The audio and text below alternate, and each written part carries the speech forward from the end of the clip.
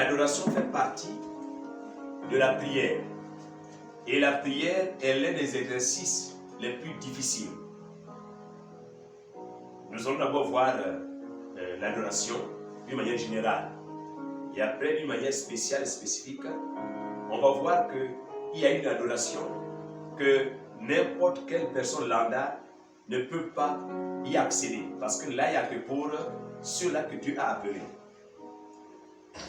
Alors, nous allons commencer à prier. Nous te bénissons, Seigneur, pour ta présence. Nous te présentons tous les travailleurs, parce que demain, c'est la fin du travail. Nous prions que tu sois avec eux. Nous te présentons tous nos frères et sœurs qui nous voient et qui nous écoutent. Sois avec eux. Nous te présentons toutes nos assemblées. Sois avec elles. Nous te présentons tous nos frères et nos sœurs dans l'église de Christ en général, le corps de Christ. Sois aussi avec eux. Et maintenant, sois avec nous. Parce que nous parlons de l'adoration ce matin. Au nom de Jésus-Christ, je vais les prier. Amen. L'impact de l'adoration. Il y a tellement de problèmes, frère. Il y a tellement de soleil dans ce monde. Il y a tellement des incompréhensions, tellement de chaînes qu'il faut adorer Dieu. Parce que l'adoration, je crois, c'est l'une des parties de la prière les plus importantes.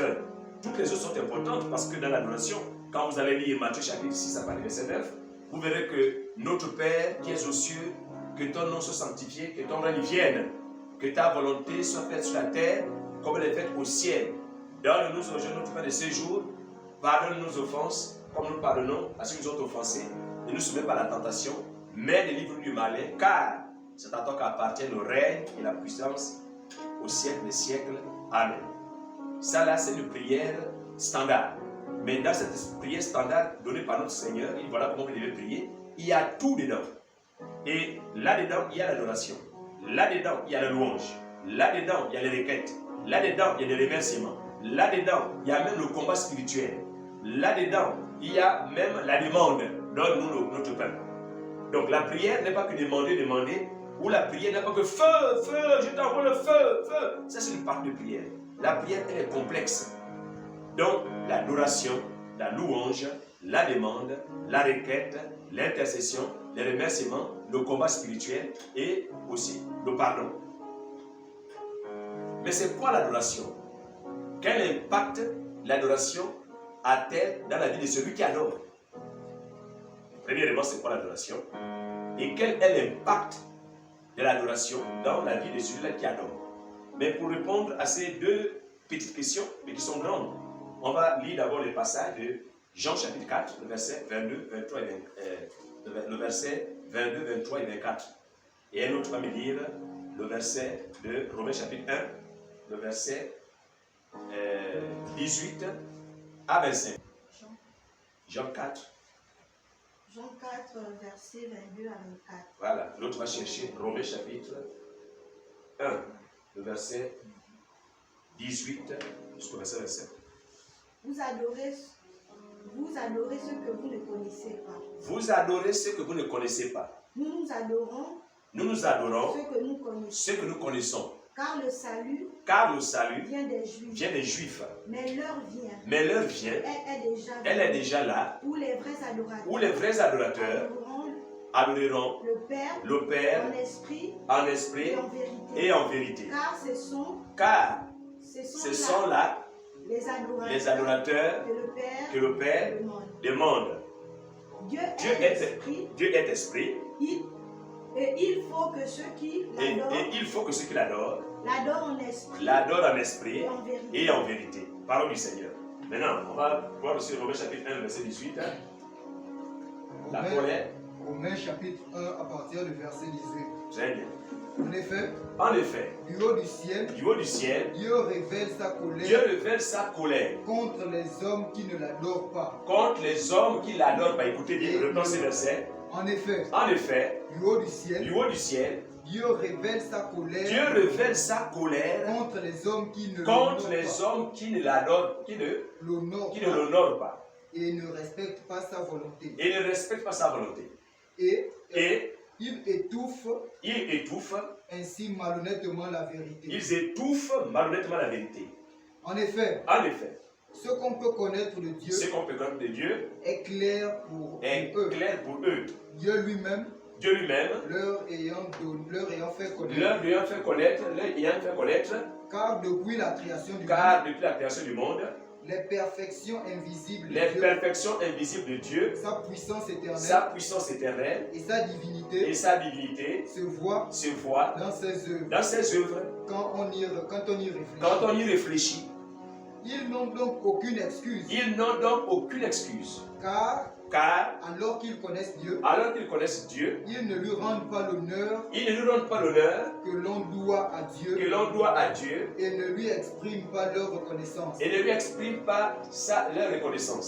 Ils se sont égarés dans des raisonnements absurdes et dans leurs pensées dépourvues d'intelligence se trouvaient obscurcis. Continue. Ils se prétendent sages, mais ils sont devenus fous. Ainsi, au lieu d'adorer Dieu, au lieu d'adorer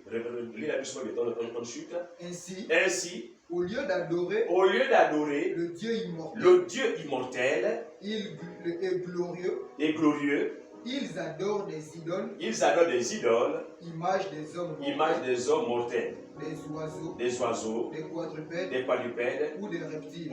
Merci beaucoup. Alors, dans ma traduction ici, je lis juste le verset 25. Merci. Le verset 25, juste de Romains, chapitre 1. Le verset 25. Romains, chapitre 1.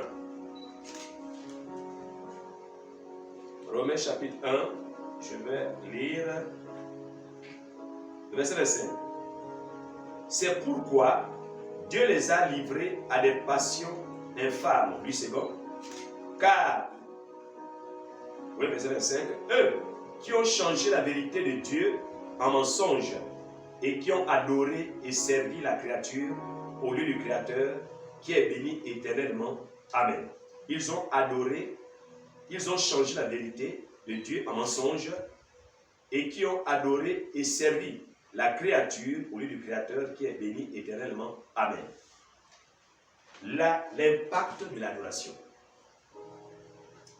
Nous avons lu là 2 passages. Parce qu'on ne vient pas à l'église dans les 4 murs pour quelqu'un. Non. Quelqu'un me disait que je me sens esselé. Avec Dieu, nous avons la majorité.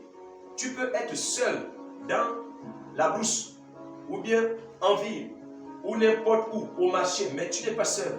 Tu es assisté. Tu adores Dieu. L'adoration est très importante.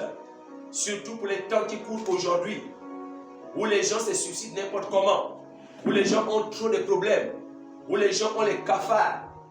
Adorer Dieu, ça va être très important. Mais quel est l'impact? Avant de voir l'impact de l'adoration dans la vie de ceux qui adorent Dieu, mais d'abord, c'est quoi l'adoration et qui on adore? Jésus a dit dans Jean chapitre 4, quand il discute avec la femme samaritaine, il dit, vous adorez ce que vous ne connaissez pas. Mais nous adorons ce que nous connaissons parce que le salut vient des Juifs.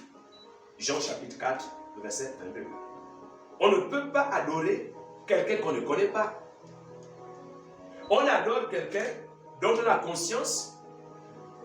On adore quelqu'un quand on réfléchit, on voit ce qu'il a fait. On adore quelqu'un qui est notre Dieu, qui est ton Dieu, qui te fait du bien. Voilà pourquoi il faut connaître ces dieux-là pour mieux l'adorer.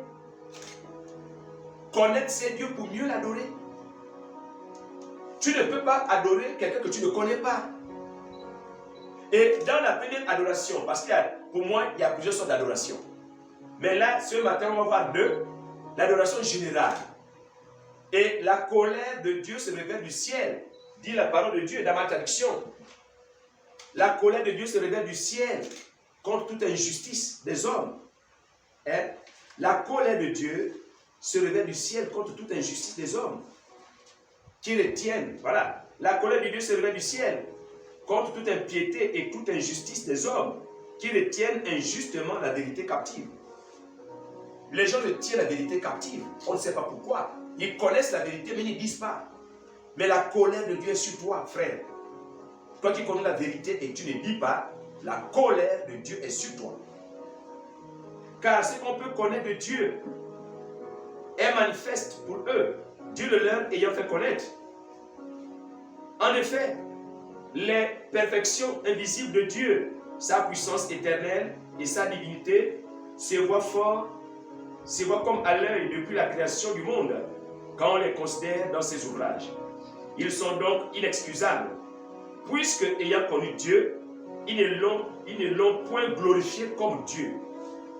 Quand vous voyez sa création, sa créature, vous savez que c'est Dieu qui a créé, ce n'est pas un humain. Ce n'est pas un humain qui a créé. Hein. On découvre. Mais quand on découvre, effectivement, on dit découvert, c'est que la chose était là déjà. C'était déjà là. Donc, ce n'est pas toi qui as mis là, ce n'est pas moi qui l'ai mise là, mais c'est Dieu qui a mis cette chose-là. Donc, au lieu que tu glorifies Dieu, Dieu n'est pas un humain. Dieu est esprit. Jean 4, 24. Dieu est esprit, avec un grand E. Dieu, ce n'est pas un homme. Non. Dieu est esprit. Mais vous voyez ce que Dieu fait et vous ne l'adorez pas. Le coucher du soleil. Vous voyez la faune, la flore, les mangroves, les océans, l'air frais, les montagnes. Quand on va en altitude, dans les avions, Dieu se montre parce qu'on adore la manière dont les nuages sont agencés, les couleurs, ainsi de suite, l'arc-en-ciel et tout, la pluie, le beau temps. Mais personne ne l'adore. Et c'est là la colère de Dieu, c'est le chien du ciel, parce qu'on ne le reconnaît pas comme étant Dieu.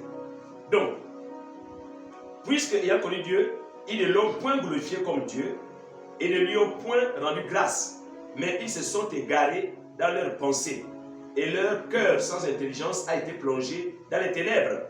Se vantant d'être sages, ils sont devenus fous. Ils sont devenus fous. Et ils ont changé la gloire de Dieu.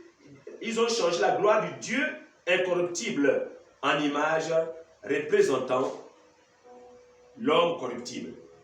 Donc la gloire de Dieu, il la change maintenant en image donc, de l'homme corruptible, des oiseaux, des quadrupèdes et des reptiles. C'est pourquoi Dieu les a livrés à l'impureté, selon les convoitises de leur cœur, en sorte qu'ils déshonorent eux-mêmes leur propre corps. Ils déshonorent eux-mêmes leur propre corps. Et tout ce qui se passe, nous voyons dans les réseaux sociaux, dans les télévisions, les médias reconnus, ou bien les réseaux sociaux, et ainsi de suite, tout ce qui se passe, je n'ai pas envie de citer ça ici, mais c'est parce que vous n'adorez pas Dieu, on n'adore pas Dieu nous tous. Et voilà pourquoi Dieu nous laisse à nos sens les plus réprouvés, pour qu'on commette des choses infâmes. C'est ce qu'il y a ici. Et eux qui ont changé la vérité de Dieu en mensonge, et qui ont adoré et servi la créature au lieu du Créateur, qui est béni éternellement. Donc ils adorent la créature au lieu du Créateur. C'est pourquoi Dieu les a livrés à des passions infâmes, car leurs femmes ont changé l'usage naturel en celui qui est contre nature. Et de même, les hommes abandonnent l'usage naturel de la femme, se sont enflammés dans leurs désirs, les uns pour les autres, commettant homme avec homme des choses infâmes, et recevant en eux-mêmes le salaire que mérite leur égarement. Recevant en eux-mêmes le salaire que mérite leur égarement. Nous sommes égarés, homme avec homme, femme avec homme, avec femme. Frère, l'évolution ne veut pas dire faire tout. L'évolution ne veut pas dire qu'on fait tout ce qui est bizarre. C'est-à-dire que pour que je sois évolué, il faut que je mange l'homme. Ce n'est pas ça l'évolution. Pour que je sois évolué, il faut que j'insulte mon père, ma mère. Non. Depuis que le monde est monde, il y a des barrières qu'on ne franchit pas. On ne peut pas tout faire. Il y a des barrières qu'il ne faut pas franchir. Il y a des garde-fous dans le monde. Sinon, c'est la catastrophe. Sinon, celui qui monte dans le métro va rouler en marche arrière jusqu'à quand vous allez arriver. Ah oui, puisque tout est possible. Sinon, celui qui va dans l'avion, qui pilote l'avion, il fera en sorte que l'avion, on conduit l'avion, la tête en bas, le cockpit en bas là-bas, et puis tous les passagers en haut, puisque tout est possible. Ceux qui sont dans les bateaux ou dans les sous-marins, mais le sous-marin ne va pas être sous-marin, il va maintenant survoler les eaux comme un avion. C'est comme ça. Donc, on ne fait pas tout. La possibilité de faire, mais tu ne fais pas. Parce qu'on ne déplace pas les bornes anciennes. Dieu se voit. Dieu est beau. Il est merveilleux. Nous sommes dotés des sens, des 5 sens. Je crois qu'il y a même plusieurs, il y a même plus. Tu manges, il y a le goûter, il y a la vue, il y a l'odorat, il y a les yeux, il y a l'ouïe, il y a le toucher, hein, il y a le goût qui est là. Mais c'est Dieu qui a fait tout ça. Dieu, il est dans l'adoration. Adorer Dieu, c'est s'approcher de lui. Adorer Dieu, c'est le contempler. Adorer Dieu, c'est le voir dans ses ouvrages. Ça, tout le monde peut le faire. Tu te maries et tu donnes aussi naissance aux enfants, tu travailles, tu as des diplômes, tu vois que c'est bon. Tout ça, c'est bien. Mais tu peux remercier le Seigneur ne fût-ce que pour ça. Tu fais des découvertes, tu peux remercier le Seigneur ne fût-ce que pour ça. Tu vas en classe supérieure, tu peux remercier Dieu. Parce qu'il est esprit, ce n'est pas un humain. Il n'a pas de nationalité sur cette terre-là. Non, c'est un humain. Et ce n'est pas un humain, Dieu. Dieu est esprit. Et il faut que ceux qui l'adorent en esprit et en vérité. Donc la première phase est que tout le monde peut adorer Dieu. Ça, c'est la première phase. Tout le monde, qui que tu sois, tu peux adorer Dieu. Blanc, noir, jaune, chocolat, vert, rouge. Peu importe la pigmentation. Ça dépend des rançons, mais il y a les poules, c'est sûr. Ah bon, donc je ne peux pas rentrer dans ce débat-là. Mais, peu importe, tu dois adorer Dieu. Tu manges, tu vois que c'est bon. Adore Dieu. Tu te maries, tu vois que c'est bon. Adore Dieu. Tu es intelligent, remercie Dieu. Ce n'est pas tout le monde qui l'est. Tu fais des découvertes, dis merci à Dieu. Tu es riche, remercie Dieu. Ce n'est pas tout le monde qui est riche. Et ce n'est même pas forcément le travail qui rend riche. Il y en a qui travaillent plus que toi, mais qui ne seront jamais riches. Remercie Dieu. Tu es en bonne santé, remercie Dieu. Ce n'est pas tout le monde qui est en bonne santé. Remercie le Seigneur pour ça. Ça, c'est la première catégorie d'adorer Dieu. Donc, vous voyez ce qu'il fait et vous l'adorez. Mais c'est quoi adorer? Mais adorer, mais c'est admirer. On admire Dieu, on le contemple. On le contemple. Et l'adoration, c'est rentrer dans le secret de Dieu. Et là, je suis en train de vous dire la deuxième phase. La première, c'est pour tout le monde. On voit la faune, on voit la flore, on voit les océans, on voit les mangroves, la brousse. On voit les découvertes scientifiques et philosophiques, ainsi de suite, les mathématiques, ainsi de suite. C'est la première catégorie. Tu peux dire, Seigneur, merci, je suis fort en maths, merci. Je suis fort en physique, je te remercie pour cette dextérité, cette jugeote mathématique que tu me donnes. Je te remercie pour cette quintessence d'esprit. Merci Seigneur, je suis intelligent en philosophie, ainsi de suite. Ça, c'est la première catégorie. Mais la deuxième catégorie des adorateurs, là-bas, ce n'est pas tout le monde qui y va. Parce que finalement, tu vas avoir le goût d'adorer Dieu par ces grandes œuvres qu'il fait. Il a créé la planète Terre, le Soleil, d'autres planètes, les Saturne, Pluton, et si vous en savez. Mais tu auras besoin de connaître un peu plus. Ça, c'est une adoration spécialisée. Dans Jean, Jésus parle dans Jean chapitre 4, le verset 24. Il dit, Dieu est esprit. Esprit avec grand E. Et ceux qui l'adorent doivent l'adorer en esprit, petit E, et en vérité. Esprit, grand E. Nous, nos esprits, petit E, et en vérité. Ça veut dire quoi? Ça, c'est la deuxième adoration qui n'est accessible qu'à ceux-là qui ont l'esprit. Si vous n'avez pas l'esprit, il vous sera impossible d'adorer Dieu en esprit. Mais comment ça se passe? Il est écrit dans Jean chapitre 1, le verset 12 et 13, que à tous ceux qui l'ont reçu, à ceux qui croient en son nom, elle, la lumière, la parole qui s'est faite chair, donne le pouvoir de devenir enfant de Dieu. C'est là où on se divise avec plein des adorateurs et on se divise. Et nous les chrétiens, on prend notre tangente, on est parti. Parce qu'il n'y a que ceux qui sont nés en esprit qui peuvent être dans le royaume de Dieu. Jean chapitre 3, à partir des versets 4, 7 et 6, Nicodème a la rencontre avec Jésus. Il va notamment pour poser des questions à Jésus.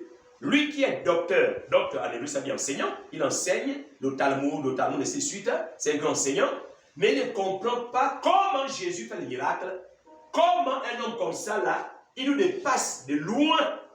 Comment fait-il? Dis-moi. Mais Jésus qui connaît le besoin exact de l'homme, mais qu'est-ce qu'il dit? Il dit si un homme n'est né d'homme et d'esprit, il ne peut entrer dans le royaume de Dieu. Mais Nicodème, qui est beaucoup intellectuel, dont l'efficience intellectuelle est supérieure, je ne sais pas, la normale, Mais il dit, comment un homme peut naître de nouveau quand il est vieux? Je suis vieux, comment je peux naître de nouveau? Mais Jésus répond, il dit, ce qui est né de la chair est chair. Et c'est là où le message de Jésus-Christ est universel. Ça dépasse les clans, ça dépasse la race. Et oui, ça dépasse les clans, la race, ça dépasse les idéologies, ça dépasse même là où il était. C'est mondial, c'est universel. Il dit, ce qui est né de la chair est chair. Comme pour dire que nous sommes tous nés, et les Hébreux, et les Français, les Gabriels, tout le monde sont nés d'un père et d'une mère. Ça, c'est première naissance. Voilà pour le message est universel. Ça ne s'adresse pas qu'à une race. Ça s'adresse à nous tous. Mais, ce qui est né de la chair est chair, et ce qui est né de l'esprit est esprit. Il faut que vous naissiez d'eau et d'esprit. Parce que tu ne peux pas voir Dieu si tu n'es pas né d'esprit. Ce n'est pas possible. Ce n'est pas possible. Et on commence à voir Dieu ici, sur la terre. Les épîtres de Paul disent quoi? Que Dieu nous donne les arts. Les arts, A-2-R, H-E-S, les arts. Ça veut dire les acomptes.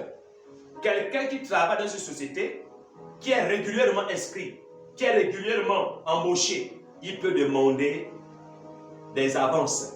Je peux demander la quinzaine. On appelle ça une avance. Dieu nous donne déjà des avances ici sur la terre. Il ne faut pas qu'on confonde que c'est au ciel. Non, c'est maintenant là. C'est ici maintenant, d'après Romains chapitre 8, que tu sais si tu es sauvé ou pas. Tu connais. Moi je connais, tu connais. Ton pasteur ne connaît pas. Parce qu'il n'y a que le Saint-Esprit seul qui donne cette garantie que tu es sauvé ou pas. Moi, le pasteur, les frères qui me regardent là, je ne connais pas s'ils sont sauvés ou pas. Je peux voir les fruits, mais je ne peux pas certifier que assurément si on est sauvé, ce n'est pas sûr. Parce qu'il y a des semblants. Et il y a comme un peu des similitudes dans l'ivraie et le blé. On ne sait pas. Hein, je vous disais la dernière fois que chez lui, il y a des cannes à sucre qu'on ne suce pas. Quand vous voyez ça, hein, on appelle Missumengoyi, c'est-à-dire que les cannes à sucre de facochères, je ne sais pas comment vous appelez ça, bon, des animaux en tout cas. Mais on ne suce pas ça. Mais les vraies cannes à sucre.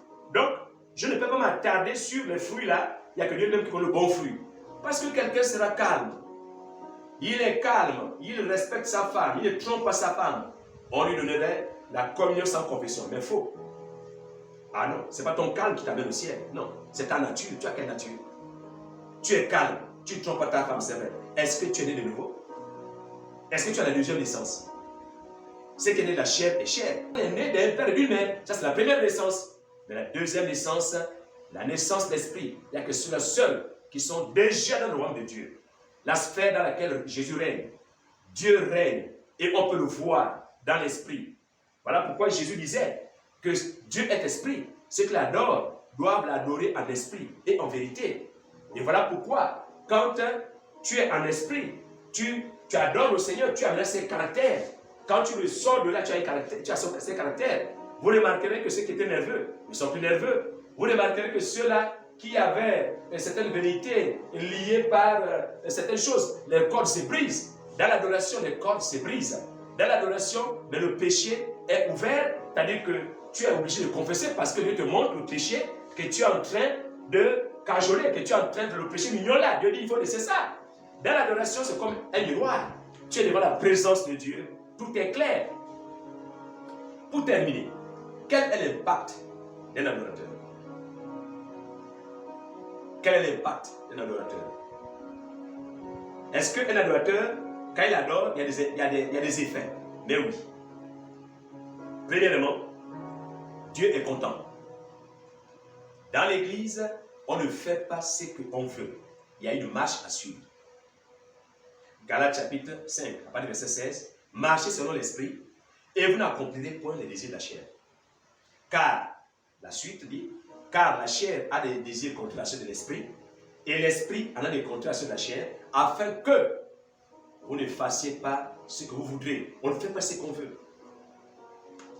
Quand il parle de ce qu'adore Dieu doit l'adorer en esprit et en vérité. Mais ce sont les deux clés de l'église de Christ sur cette terre. Deux clés. Jésus est le chemin, la vérité et la vie. La vérité, là, c'est Jésus. Adorer Dieu en esprit et en vérité. La vérité, c'est Jésus. Première clé, et Jésus est la parole. Au commencement était la parole était avec Dieu, elle était Dieu. Elle s'est faite chair. Jésus est la parole. 1. Vous pouvez avoir les Bibles dans vos maisons. Vous pouvez avoir les Bibles dans vos cercles. Mais ça, c'est la parole que vous avez. Holy Bible en anglais. Ibout, vous connaissez. Ibout, moi, c'est-à-dire que le paquet des paroles de Dieu, ça c'est chez nous en Zélie, au Gabon. Mais la deuxième clé, vous ne l'avez pas. Parce que pour être complet dans le monde spirituel, il faut et la parole et le Saint-Esprit. Dieu ne donne pas son Saint-Esprit à ceux qui ont les idées bizarres. Il ne te donnera pas. Le Saint-Esprit ne viendra jamais dans un cœur qui ne confesse pas Jésus en esprit et en vérité. Ce n'est pas possible. Le Saint-Esprit ne viendra pas chez quelqu'un qui n'a pas de bonnes intentions pour servir le royaume de Dieu. Il ne viendra pas. Mais il est la vérité. C'est la lumière. Tu peux garder la Bible, tu peux te concurrencer au pasteur parce que tu as fait la théologie, mais ça ne suffit pas. L'étude de Dieu d'abord, est-ce qu'on peut même étudier Dieu? Bon, ce sont des approches. Que Dieu nous pardonne, ce sont des approches. On essaye, mais Dieu est plus que ce qu'on étudie là. On étudie la louange, Dieu est plus que ça. On étudie l'adoration, Dieu est plus que ça. Quand j'adore Dieu, Dieu est plus que ça, il mérite plus que ça. Mais qu'est-ce que vous voulez? Il faut quand même employer quelquefois ce qu'on appelle en théologie l'anthropomorphisme. L'anthropomorphisme, c'est-à-dire que l'étude donc de Dieu au travers des noms. Peut-être voir, bon, peut-être Dieu a des bras, il a des yeux, il a des pieds, et ainsi de suite. Mais Dieu est plus que ça. Donc, en esprit et en vérité. La vérité, c'est Jésus. Une adoration doit être centrée sur la parole du Seigneur. Jésus est la vérité. Et en esprit. En esprit, Dieu est celui-là qui nous fait naître. C'est-à-dire que notre esprit qui était atrophié, on a l'homme a l'esprit, l'âme et le corps. 1 Thessaloniciens chapitre 5, verset 23. On parle de la trilogie de l'homme tripartite, de l'homme trinitaire, esprit, âme et corps. Ça, ce sont les trichotomistes, c'est un courant théologique. Mais il y a un autre courant théologique qu'on appelle les dichotomistes, c'est même la philosophie aussi, où l'homme n'a que l'âme et le corps. Mais on se rejoint. La Bible nous donne la possibilité de rejoindre les deux, puisque même quand c'est les dichotomistes, il y a une partie qui est tournée vers Dieu. Et les dichotomistes, carrément, eux, c'est esprit, âme et corps. Donc, je peux rendre les études de théologie, parce que là, après, on va faire la théologie avec est-ce qu'un animal a un esprit, est-ce que l'homme est le seul qui a l'esprit, je ne peux pas rentrer dedans. Mais, sachant que l'homme est trinitaire, esprit, âme et corps. Mais ton esprit n'est pas encore tourné vers Dieu.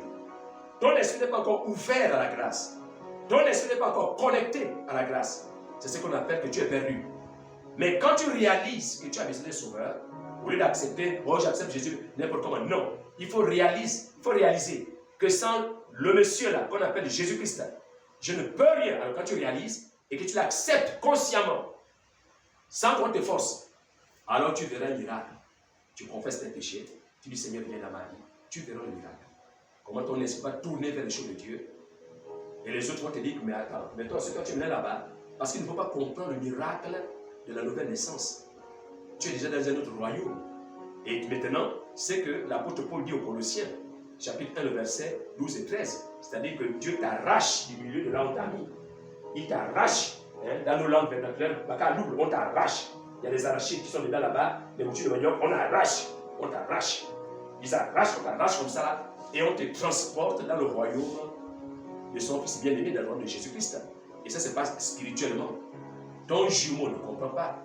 Ta femme ne comprend pas, ton mari ne comprend pas, même tes enfants ne comprennent pas. En fait, c'est là que tu vas commencer à connaître le monde spirituel. Dans l'adoration, j'ai vu, dans les impacts, maintenant je fais les impacts, j'ai vu l'adoration guérir quelqu'un. J'ai vu l'adoration. Il est rare de voir les adorateurs du vrai Dieu, qui adorent la vraie adoration, être dans certaines maladies bizarres, excusez-moi, parce qu'ils sont détendus. L'adoration détend. Dans les programmes de l'Église, nous avons toujours enseigné dans nos écoles bibliques qu'il faut toujours laisser la place au Saint-Esprit. On danse, on crie feu, feu, mais toujours l'Esprit doit être là, dans la tranquillité. Laisser une place pour la tranquillité. Arrêter les instruments, arrêter tout. Laisser quelques secondes, quelques minutes pour que Dieu parle. Dieu peut parler dans le bruit, je sais. Mais l'adoration aime la concentration. L'adoration aime le calme. Parce que l'affaire de prière, comme je vous ai dit, ce n'est pas une affaire de bavardage seulement, mais c'est une affaire que c'est une relation d'amour que nous avons avec l'invisible. Nous sommes connectés à l'invisible. Et quand on ressort d'une relation avec l'invisible, il faut voir les impacts, comme avec Moïse. Quand Moïse a fait 40 jours là-bas, sur la montagne avec Dieu, quand il ressort, il est obligé de cacher donc, son visage, tellement Dieu l'a impacté. Dieu a imprégné sa présence dans Moïse. Donc un adorateur, quand il sort de la présence de Dieu, mais il est rempli du fruit de l'esprit. Parce que là-bas c'est l'esprit. Il est rempli d'amour, de joie. Mais il est content. Mais il n'est pas content parce que l'église est pleine. Non, ça n'intéresse plus. Il n'est pas content parce que les poches sont pleines. Ce n'est pas là-bas. Il n'est pas content parce qu'il a eu un diplôme. Non, non, non, non, il est content. Il est dans l'éternité. Il commence à vivre ses arts, ses prémices. Il commence à vous dire que non, Dieu existe. Mais il existe comme, mais il est là. Mais comment il est là, frère? Vous ne pouvez pas comprendre. Ça, c'est comprendre spirituellement. Et il commence à avoir d'autres yeux. Éphésiens chapitre 1, à partir du verset 18, où Paul prie pour les Éphésiens. Il dit, ah Dieu, ouvre-leur les yeux du cœur. Il y a d'autres yeux que les yeux charnels. Alors tu commences à voir les choses autrement. Tu commences à le contempler. Je me rappelle, pour terminer, de quelqu'un. Et cette personne était en train de souffrir d'une maladie bizarre ici au Gabon. Et à chaque fois, il prend le traitement, mais ça ne finit pas. Il prend le traitement, ça ne finit pas.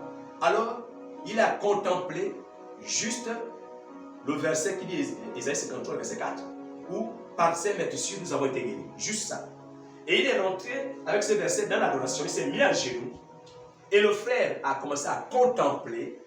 Quand il a commencé à contempler Dieu, ah Seigneur, donc c'est ce que tu as fait pour moi sur la croix de Calvaire, je te remercie. Merci. Il a contemplé. Et pourtant, c'est un frère qui vit encore aujourd'hui. Hein? Mais ça fait 3000 ans que Jésus est mort et ressuscité. Et dans Isaïe, c'était en tout cas une prophétie que Jésus viendrait. Donc vous voyez qu'il y en a qui ont prophétisé, il y en a qui ont vécu, et nous là, qui bénéficions de tout ce qui s'est passé, c'est Dieu actuel. Et quand il a contemplé, il a fait près de 30 minutes en contemplant le Seigneur. Le frère a vu comme des chiennes qui tombaient. Il commençait à pleurer devant le Seigneur, à contempler, à prier, à remercier le Seigneur. Et tout d'un coup, la maladie est terminée jusqu'aujourd'hui. L'adoration, on peut l'adorer partout. Pourquoi? Parce que finalement, on adore Dieu dans son temple. Mais la révélation étant progressive, nous sommes le temple de Dieu. C'est-à-dire que nous devons chacun apporter les instruments en lui-même pour adorer Dieu n'importe où, dans son bureau, dans son atelier, même en brousse, dans la pirogue, dans l'avion. C'est-à-dire que chaque personne qui connaît Jésus est un potentiel adorateur. Si et seulement si on laisse à Dieu la possibilité de régner en nous. L'adoration doit être comme un leitmotiv à chaque instant, à chaque moment, comme dit Paul dans le Livre Thessaloniciens, que prier sans cesse. En fait, ça doit se passer en nous. L'Esprit doit toujours prier en nous, par des soupirs inexprimables, comme le déclare Paul dans Romains chapitre 8, toujours des soupirs inexprimables. Et c'est merveilleux. Je vais terminer. J'ai été le premier témoignage, le frère qui était guéri. L'adoration vous suit partout, pas seulement dans les 4 murs, partout. La dernière fois, je partais en mission, dans ma voiture, donc sur la vallée. J'ai passé Kango. Kango, je passe Bifoun. C'est qu'on est au Gabon. Mais à 30 km de Bifoun, j'ai senti la présence de Dieu. Parce que ce n'est pas forcément que moi, puisque l'adoration c'est une alliance. Et dans l'alliance, ce n'est pas que moi qui parle, il y a aussi lui-même qui veut parler aussi. Parce que nous avons comme l'impression qu'on commande la prière. Non, non, non, non, non, non. Tu ne commandes pas la prière. Tu pries. Tu pries qui? Tu pries Dieu, mais Dieu aussi, il a besoin de te parler. Donc, ce n'est pas que c'est quelqu'un qui doit parler. Non, Dieu aussi, il veut te parler. À des moments, vous êtes là, mais c'est une relation d'amour, vous regardez, vous contemplez, tu contemples ces choses. Alors, j'ai cherché un parking, j'ai garé. Quand j'ai garé la voiture, j'ai verrouillé les portes.